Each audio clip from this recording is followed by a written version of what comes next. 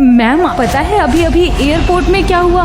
क्यों? मैं जब कॉफी लेने गई थी तो देखा कि एक रईस आदमी एक लड़की और उसके बेटे की खुलेआम बेइज्जती कर रहे थे और कह रहे थे, जब बच्चे संभालना नहीं आता तो पैदा क्यों करते हो? क्या? कितना बदतमीज आदमी है। अच्छा आगे क्या हुआ? अरे मैम वहीं पे तो है असली मजा। वो लड़की भी कुछ कम नहीं थी, उसने उस आदमी के मुंह पर पानी फेंका और उसे गाली देने लगी। ये कैसे हो सकता है? कहीं ऐसा तो नहीं कि वो एक दूसरे को जानते हैं पहले से? चलो देखते हैं कि वहाँ क्या हो रहा है। नव्या उसे घूर रही थी और वो नव्या को। इससे पहले कि वो कुछ कहता, नव्या ने आरव का हाथ पकड़ा और वहाँ से गुस्से में निकल गई। अविनाश को यकीन नहीं हो रहा था। सर आपकी दूसरी फ्लाइट अरेंज हो गई है। मैं इसी फ्लाइट में जाऊंगा, इसी लड़की के साथ ट्रैवल करूंगा।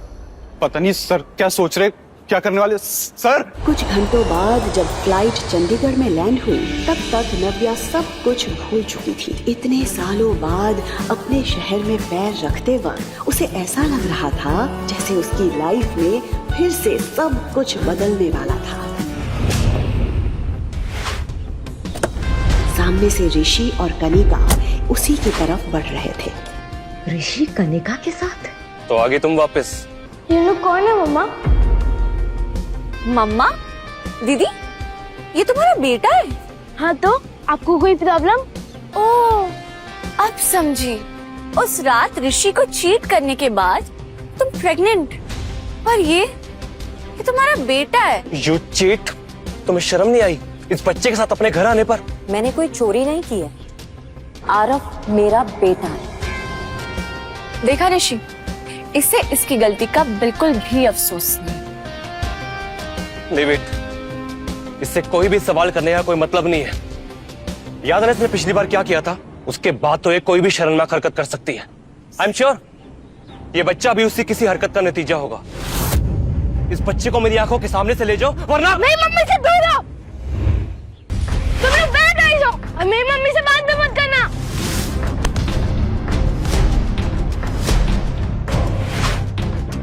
मेरे बच्चे को हाथ लगाने की हिम्मत भी मत करना। Behave yourself. नो वंडर है बच्चा इतना बदतमीज है। माँ के गुण है इसमें। ये सिखाया तुमने अपने बच्चे को? मम्मा को कुछ मत बोलना, आप बंद हो। नव्या इसका मुंह बंद करो वरना पिछली बार तुम्हारे बेटे पर हाथ उठाया था, इस बार तुम्हारे पे उठाना पड़ेगा। हाथ उठाकर तो दिखाओ। ये सुनते ही नव्या ने पीछे पलटकर देखा तो ये आवाज किसी और की नहीं बल्कि अविनाश आहूजा की थी। उसे देखकर नव्या शॉक्ड रह गई थी।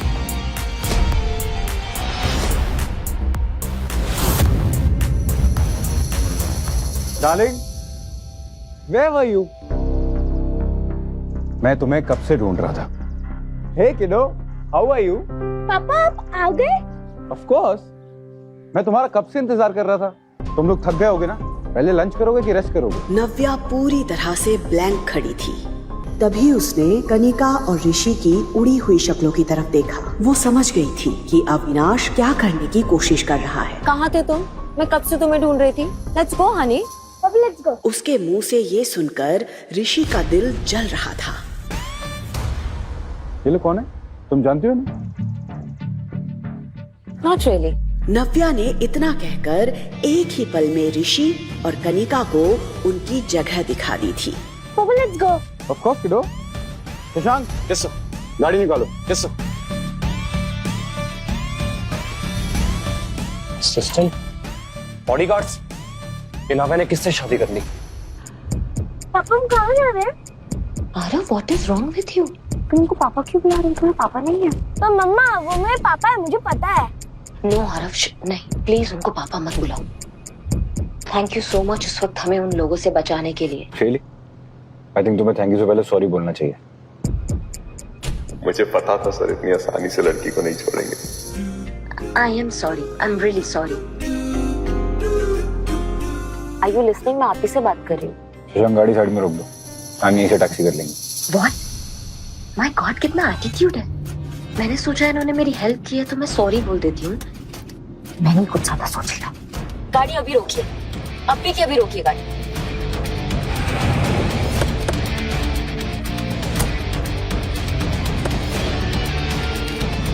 What's this? ये टैक्सी का फेयर। यहाँ तक लिफ्ट दिया ना, thank you so much. What the hell? ये लड़की समझती क्या अपने आप को? वो देख रहा था कि नव्या आरव का हाथ पकड़कर दूसरे टैक्सी का वेट कर रही थी। अविनाश वहाँ से निकल जरूर गया था, लेकिन अभी भी उसके मन और दिमाग में नव्या और आरव की शक्ल घूम रही थी। Interesting. कुछ तो है इस लड़की और इसके बेटे में। I don't know what, but there is something. Navya taxi रुकने का वेट कर ही रही थी कि तभी उसकी दादी का फोन आया। हाय बेटा नव्या, कैसी है तू बेटा? चंडीगढ़ में आपका स्वागत है। बस आधे घंटे में आपके पास पहुंच जाऊंगी दादी। मैं बहुत एक्साइटेड हूँ। मुझे पापा को बताना है कि I missed him so much. I can't wait to meet him. Aarav की चीख सुनते ही नव्या उसकी तरफ भागती है, देख के नहीं चला सकता, अभी लग जाता तो। लेकिन उसे सही सलामत देखकर चैन की सांस लेती है। बैड गाइस यहाँ पे भी आ गए हमें परेशान करने के लिए। आरव, ये बैड गाइस तुम्हारा कुछ नहीं बिगाड़ सकते जब तक मम्मा तुम्हारे साथ है। तुम दोनों यहाँ क्या कर रहे हो? अरे हमारा छोड़ो, ये बताओ कि तुम्हारा वो डार्लिंग और उसके बॉडीगार्ड्स कहीं दिखाई नहीं दे रहे। कनिका, मुझे तुम्हें हर चीज बताने की जरूरत नहीं है। नव्या, नव्या, आरव ठीक तो है ना नव्या? हाय दादी, आरव ठीक है। ये बताइए कि आप ठीक हो? लगता है कि दादी को मुझसे बात करने में कोई इंटरेस्ट नहीं है। एनीवेज, तुम दोनों ने एयरपोर्ट पे कम तमाशा नहीं किया था, अब क्या लेने आए हो यहाँ पे? ओ हेलो, हमें भी आने का कोई शौक नहीं है। ये तो शेखर अंकल ने कहा इसलिए हमें आना पड़ा, वरना तुम्हें और तुम्हारे इस बदतमीज बेटे को मोहर नहीं जलते। बाय द वे, पापा ने तुम्हें घर बुलाया अभी। हम गाड़ी में वेट कर रहे हैं, आ जाओ। Let's go. हाँ दादी, इस वक्त बेटा शेखर ने तुझे यहाँ बिखरे रिश्तों को जोड़ने के लिए नहीं बुलाया, उसने तो तुझे कनिका और ऋषि की सगाई के लिए यहाँ बुलाया है। कुछ सेकंड्स के लिए नव्या इमोशनल जरूर हुई, लेकिन फिर उसने अपने आप को एक बार फिर समेट लिया। आखिर कनिका जीत ही गई। माफ कर दे मुझे मेरी बच्ची, मैं नहीं चाहती थी कि ये बात तुझे वहाँ जाकर पता चले, इसलिए मुझे तुझे बतानी पड़ी। देख बेटा, मैं जानती हूँ कि एक वक्त ऐसा था जब तू ऋषि से बेइंतहा प्यार करती थी।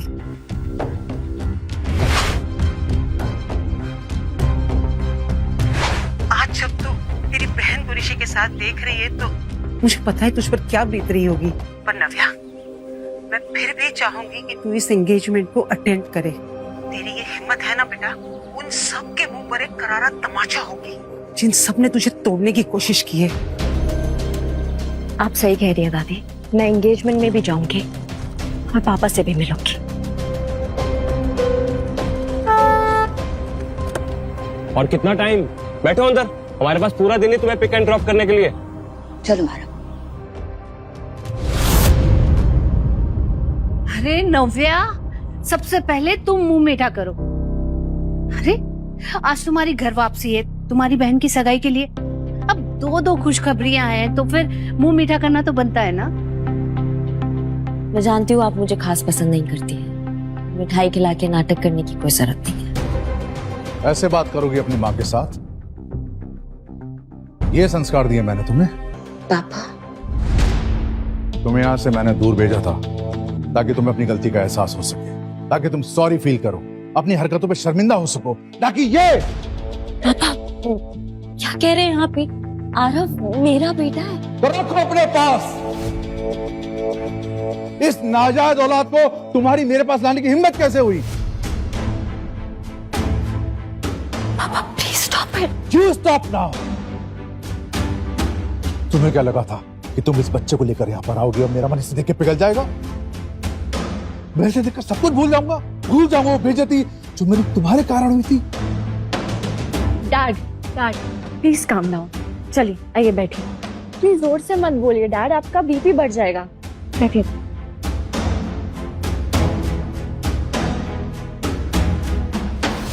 अब आएगा मजा। लीजिए पानी पीजिए, काम डाउन।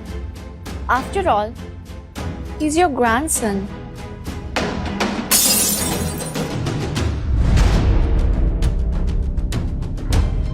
जो मेरा ग्रैंडसन नहीं है और ना ही कभी हो सकता है। तेरा परिवार इस बच्चे को कभी एक्सेप्ट नहीं करेगा नव्या। ये बात तुम जिंदगी भर मत भूलना। नव्या समझ गई थी कि इतने सालों में शेखर के मन में उसके लिए नफरत का बीज और भी गहरा हो गया था और बची कुची कसर शिखा और कनिका पूरी कर रहे थे। तो मैं भी यहाँ पे अपने बच्चे को एक्सेप्ट करने की गुहार लेकर नहीं आई हूँ। मैं यहाँ एंगेजमेंट अटेंड करने आई हूँ। वो अटेंड करूंगी और यहाँ से चली जाऊंगी। करो, बिल्कुल करो। इनफैक्ट मैंने तुम्हें बुलाया है एंगेजमेंट के लिए, लेकिन मेरी भी एक शर्त है। इस सगाई में केवल तुम वेलकम हो। ये बच्चा उस इवेंट में नहीं आ सकता और मैं तुम्हारी वजह से और बेइज्जती सहन नहीं कर सकता। तो ठीक है, ये एंगेजमेंट आप सबको ही मुबारक हो। Congratulations Kanika and Rishi.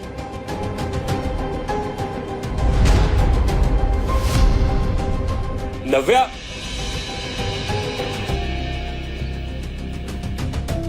Aarav, cab आ गई है वहां पे, वहां जाके बैठो, मम्मा आ रही है।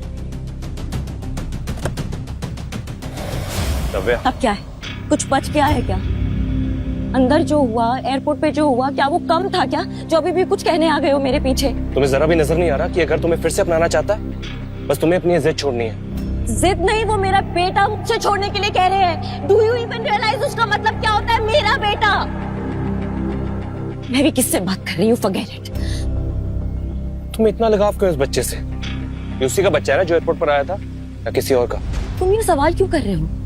तुम्हें क्या फर्क पड़ता है अब इस बात से? तुम तो करने जा रहे हो ना अपनी नई जिंदगी की शुरुआत। सो बी हैप्पी। यहाँ पे एक तो तुमने मुझे चीट किया, सब कुछ छोड़ के यहाँ से चली गई, और एटीट्यूड ऐसे दिखा रही हो जैसे ये मेरी गलती है। तुम्हें क्या पता है कि उस रात क्या हुआ था, किसने चीट किया, किसने नहीं चीट किया? और मुझे अब तुम्हें कोई सफाई नहीं देनी है, मुझे तुमसे बात ही नहीं करनी है। लेकिन मुझे बात करनी है। क्या बात करनी है? क्या बात करनी है तुम्हें? तुम्हें पता भी है कि उस रात मेरे साथ क्या हुआ था? तुम्हें पता भी है कि मुझे किसने फंसाया था, क्यों हुआ था मेरे साथ वो सब? कुछ भी नहीं पता है, कुछ भी नहीं पता तुम्हें। लेकिन अब भूल जाओ, अभी सब भूल जाओ। अभी तुम अपने फियांसे कनिका के साथ एकदम खुश रहो। To be honest, you both deserve each other. Navya, क्या कहना चाहती हो तुम? बोलो, क्या हुआ था उस रात? नव्या ने मन बना लिया था कि वो सारी सच्चाई ऋषि को बता देगी। बोलो नव्या। उस रात हे बेबी। ये आवाज सुनते ही नव्या ने खुद को सच बताने से रोक लिया। बिल्कुल सही टाइम पे आई हो कनिका, हमेशा की तरह। नव्या, तुम अपनी बहन से ऐसे कैसे बात कर सकती हो? वो आई है सही वक्त पर।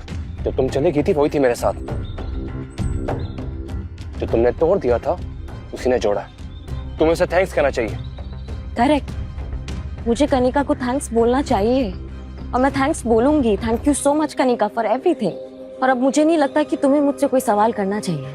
आप दोनों की सगाई हो रही है ना, तो आप दोनों खुश रहिए and please for God sake leave me alone. देखा इसका एटीट्यूड? बेबी छोड़ो ना, हम अपने एंगेजमेंट में ध्यान देते हैं ना। वैसे भी इनका ध्यान रखने के लिए पापा काफी हैं। उन्होंने डेफिनेटली इनके बारे में कुछ सोचा होगा, है ना?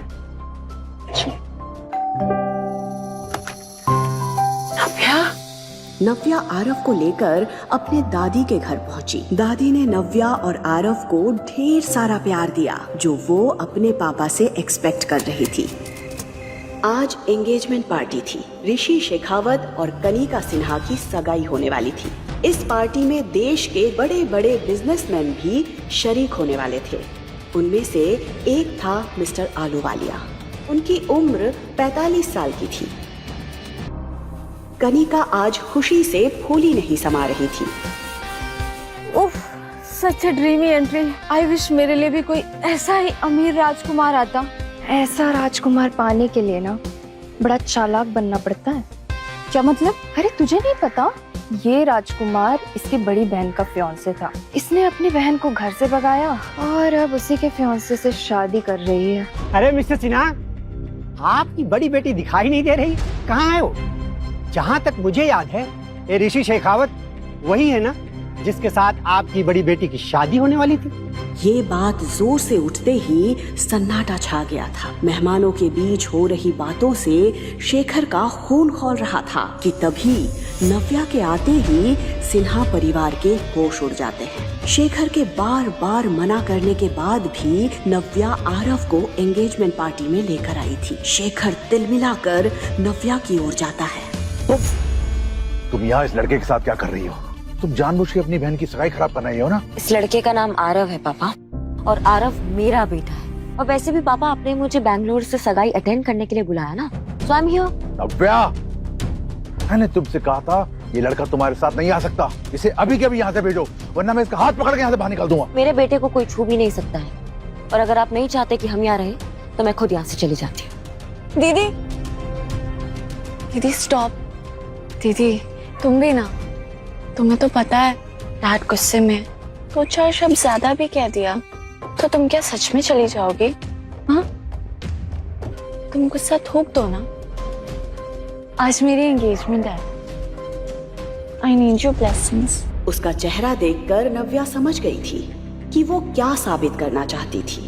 डैड, आप ही समझाइए ना दीदी को, मेरी बातों का तो जैसे असर ही नहीं होता इन पे।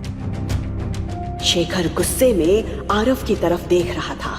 फिर अचानक उसका ध्यान मिस्टर आलूवालिया पर गया। उसने अपने दिमाग को ठंडा किया। ठीक है, तुम रुक सकती हो, लेकिन एक किनारे चुपचाप खड़ी रहना। मैं नहीं चाहता तुम्हारा बेटा आरव यहाँ वहाँ घूमे और लोग इसे देख के 10 सवाल करें। क्या नव्या मान लेगी शेखर की बात? क्या चल रहा था शेखर के दिमाग में? क्या मिस्टर आलूवालिया के साथ मिलकर कोई और साजिश रचने वाला है शेखर नव्या के खिलाफ? क्या नया मोड़ लाएगी ये पार्टी नव्या की जिंदगी में? जानने के लिए सुनते रहिए द रिटर्न, सिर्फ पॉकेट FM पर।